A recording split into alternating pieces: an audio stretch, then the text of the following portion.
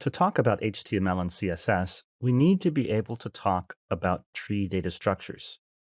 First of all, the computer science idea of a tree is usually represented as an upside-down tree, with the root at the top and the branches and leaves below. If you look at a typical drawn representation of data in a tree structure, you realize it really does look like an upside-down tree, especially when you add lots of branches.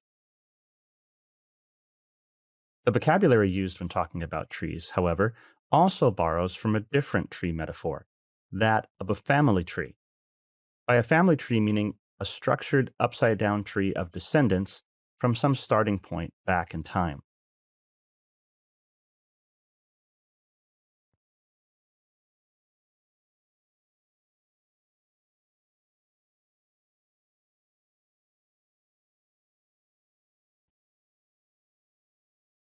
There are more generic terms for family trees that are borrowed when talking about tree data structures.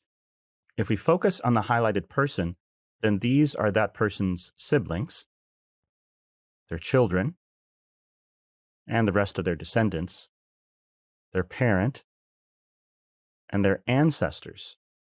And eventually you get to the root, which is the bottom of the tree. Remember, the tree is upside down. We use these exact same terms when talking about tree data structures. So a particular item in the tree has siblings, children, a parent, ancestors, a root, etc. A particular item in the tree is called a node.